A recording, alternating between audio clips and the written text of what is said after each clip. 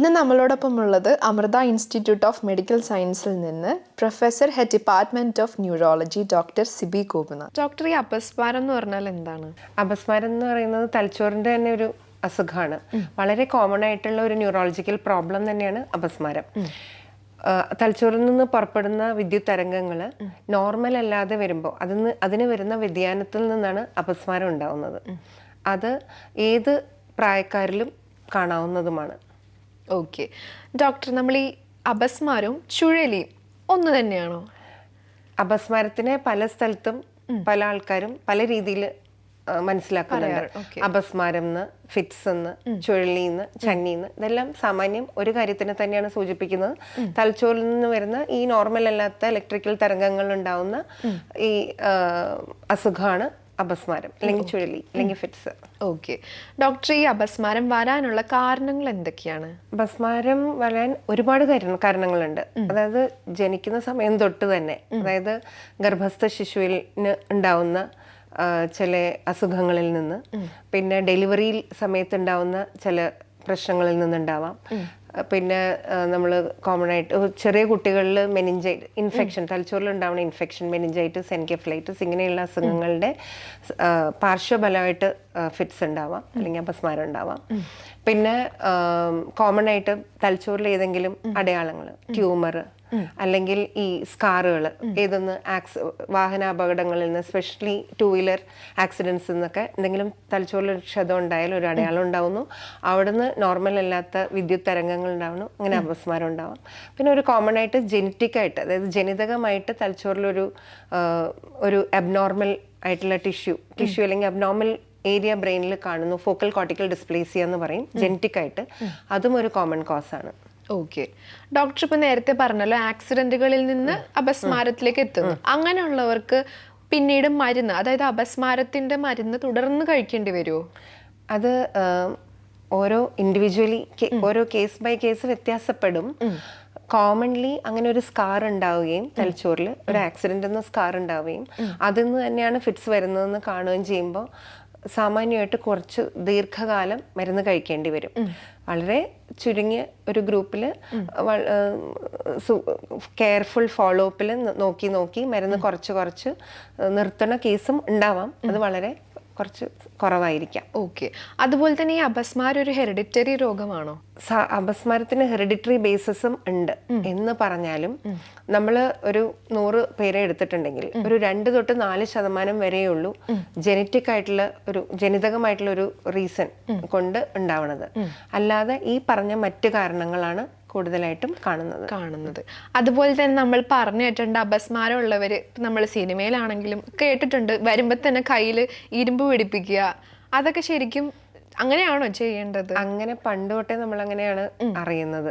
അപസ്മാരം ഒരാൾക്ക് ഇങ്ങനെ ചന്നി വന്ന് ഇരിക്കുകയാണെങ്കിൽ കയ്യിൽ പിടിപ്പിച്ചാൽ പെട്ടെന്ന് മാറുന്നു. അതിന് പക്ഷെ ഒരു ശാസ്ത്രീയ അടിസ്ഥാനം ഇന്ന് വരെയില്ല. അതിലുപരി നമ്മൾ അറിയേണ്ടത് ഇപ്പോൾ എങ്ങനെ ഒരു ആൾക്ക് ഫിറ്റ്സ് വന്നുകൊണ്ടിരിക്കുന്നത് നമ്മൾ കാണുകയാണെങ്കിൽ പെട്ടെന്ന് ചെയ്യേണ്ടത് അവരെ ചരിച്ച് ഒരു സ്ഥലത്തേക്ക് കിടത്തുക, ഒരു സൈഡിലേക്ക് ചരിച്ച് കിടത്തുക. അപ്പോൾ അതുകൊണ്ട് വായിന്നുണ്ടാവുന്ന ദ്രാവകവും സെക്രീഷൻസ് ഒക്കെ പുറത്തേക്ക് പോവാൻ ഫെസിലിറ്റേറ്റ് ചെയ്യുക.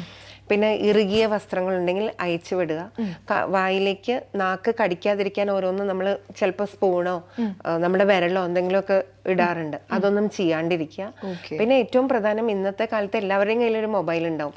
മൊബൈലിൽ ആ വീഡിയോ റെക്കോർഡ് ചെയ്യാൻ ശ്രമിക്കുക. സോ ദാറ്റ് അത് ഡോക്ടർക്ക് കാണിക്കുമ്പോൾ വളരെ കൃത്യമായിട്ട് എന്ത് തരം ഫിറ്റ്സ് ആണ്, ഫിറ്റ്സ് തന്നെയാണോ, ഫിറ്റ്സ് പോലെ ഇരിക്കുന്ന മറ്റ് ഇതുപോലെ മാനിഫെസ്റ്റ് ചെയ്യണ മറ്റ് രോഗങ്ങളുണ്ട്, അതാണോ എന്ന് മനസ്സിലാക്കാൻ സഹായിക്കും. പിന്നെ അങ്ങനെ ചെയ്തുകൊണ്ടിരിക്കുമ്പോൾ തന്നെ ഇതിങ്ങനെ കൂടുതൽ നേരം തുടർന്നുകൊണ്ടിരിക്കുകയാണെങ്കിൽ അടുത്തുള്ള ഏതെങ്കിലും ആശുപത്രിയിലേക്ക് ഷിഫ്റ്റ് ചെയ്യാം. ഡോക്ടർ, ഈ ഉറക്കത്തിൽ മാത്രം വരുന്ന അപസ്മാരം ഉണ്ടോ? ഉണ്ട്. അപസ്മാരം ഉറക്കത്തിലും ഉണർവിലും ഉണ്ടാവാം. പക്ഷെ ഒരു ഗ്രൂപ്പ് ഓഫ് എപ്പിലെപ്സി സിൻഡ്രോംസ് ഉണ്ട്, അത് ഉറക്കത്തിലാണ് കാണുന്നത്. അതിന് നൊക്ടേണൽ എപ്പിലെപ്സി സിൻഡ്രോംസ് എന്ന് പറയും. അത് ഞാൻ നേരത്തെ പറഞ്ഞ പോലെ മറ്റേ ജെനറ്റിക് ആയിട്ട് വരുന്ന ഫോക്കൽ കോർട്ടിക്കൽ ഡിസ്പ്ലേസിയ, ഒരു ബ്രെയിനിന്റെ ആർക്കിടെക്ചറിൽ ജെനറ്റിക് ആയിട്ട് മാറ്റം വരുന്ന ആ ഗ്രൂപ്പ് ഓഫ് പേഷ്യൻസിൽ എസ്പെഷ്യലി ആ ലീഷൻ ഫ്രോണ്ടൽ ലോബിൽ ഉണ്ടാവുമ്പോൾ അത് ഉറക്കത്തിലാണ് കൂടുതൽ മാനിഫെസ്റ്റ് ആവുന്നത്. അങ്ങനെ അത് കുട്ടികളിൽ നിന്നല്ല, അഡൽട്സിലും ഇങ്ങനത്തെ ഉറക്കത്തിൽ മാത്രം ഉണ്ടാവുന്ന എപ്പിലെപ്സി സിൻഡ്രോംസ് കാണാറുണ്ട്. ഓക്കെ. അതുപോലെ തന്നെ ഏത് പ്രായക്കാരിലായിരിക്കും കൂടുതൽ ഈ അപസ്മാരം വരുന്നത്? ഏത് പ്രായത്തിനും ഇത് ബാധിക്കും. നമ്മുടെ ഒരു ധാരണ കുട്ടികളിലാണ് കൂടുതലെന്ന്. കുട്ടികളിലുണ്ട്, വളരെ വളരെ ചെറിയ കുട്ടികൾ, ശിശുക്കളിലുണ്ട്. പിന്നെ മറ്റേ അടുത്ത അഡോളസെന്റ് ഫേസിൽ ഇത് കൂടുതൽ കാണാം.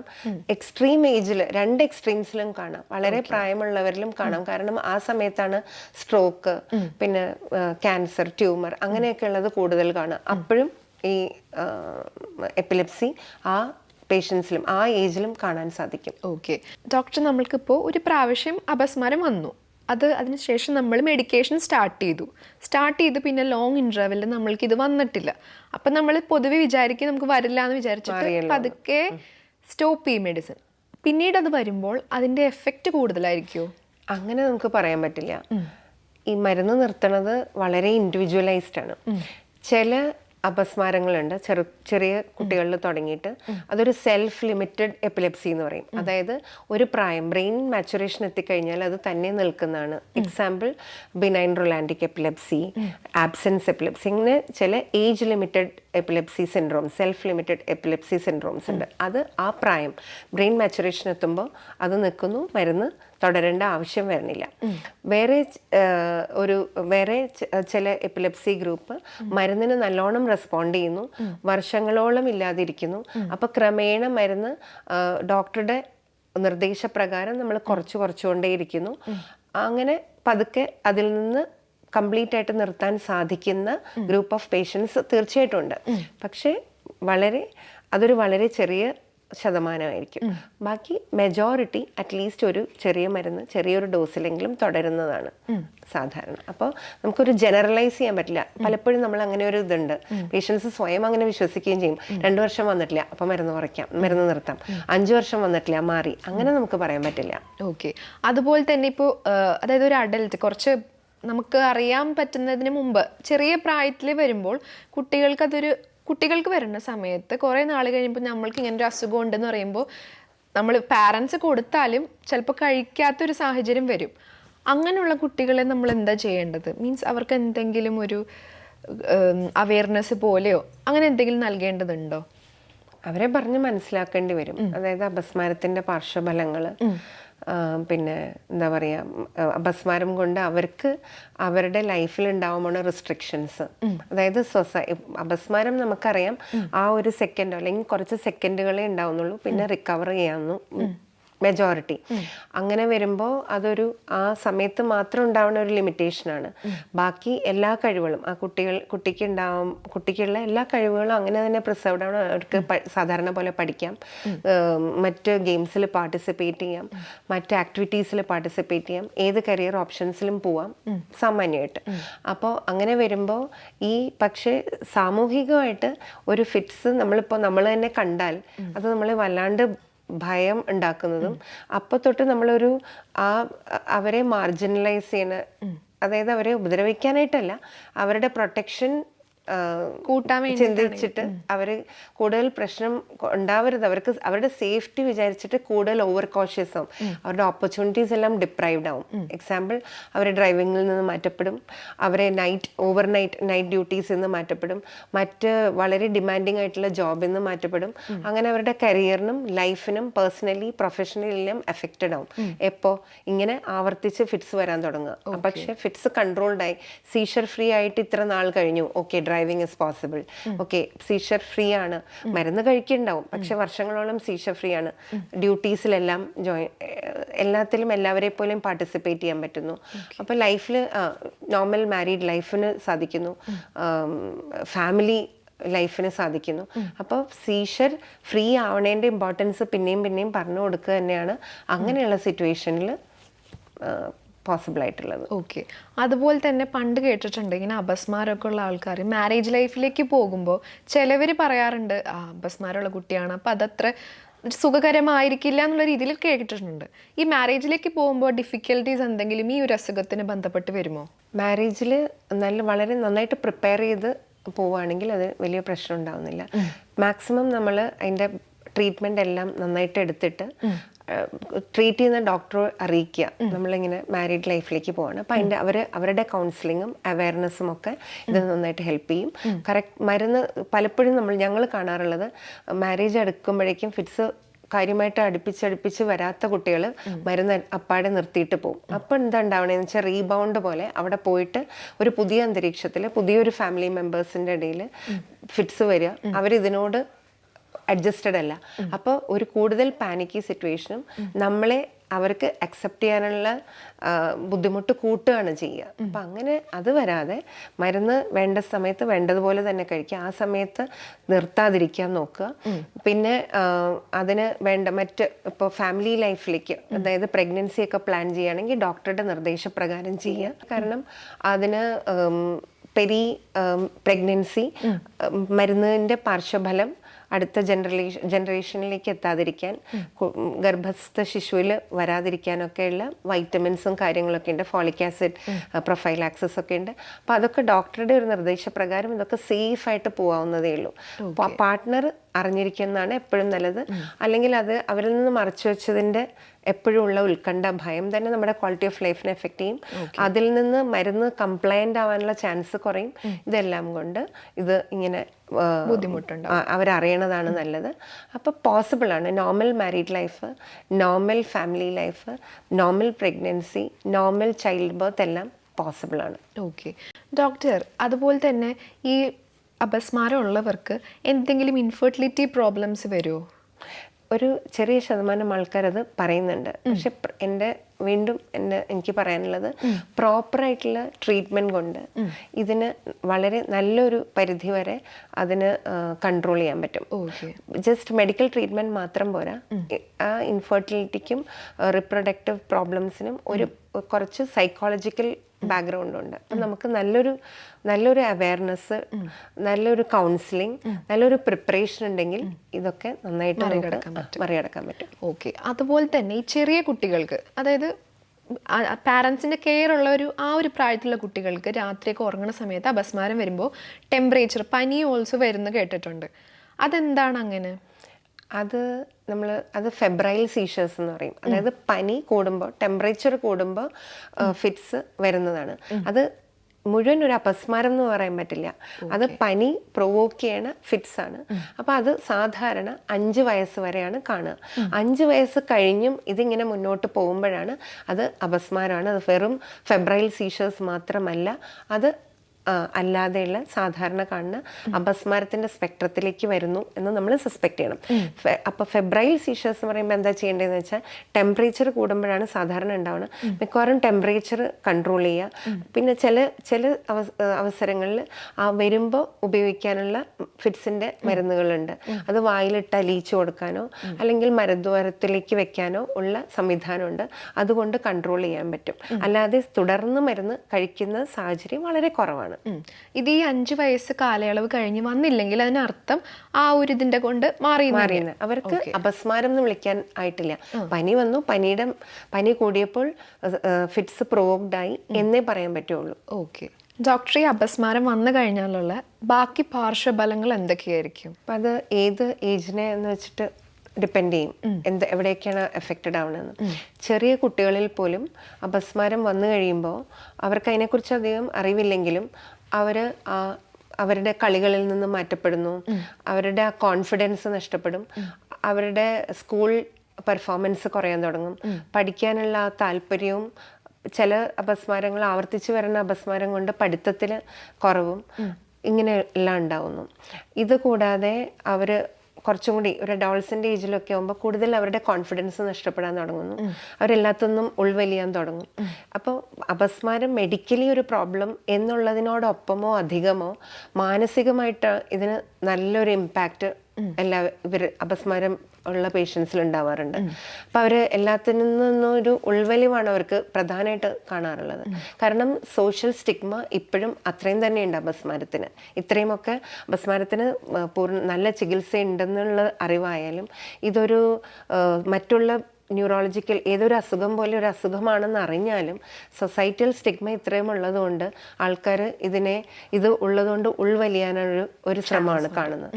ഇനി മാരീഡ് ലൈഫ് അല്ലെങ്കിൽ മാരേജ് ആ ഏജിലാണെങ്കിൽ ഈ വിവാഹത്തിന് പോലും ഇതൊരു ഇപ്പോഴും ഒരു സ്റ്റിഗ്മയാണ്.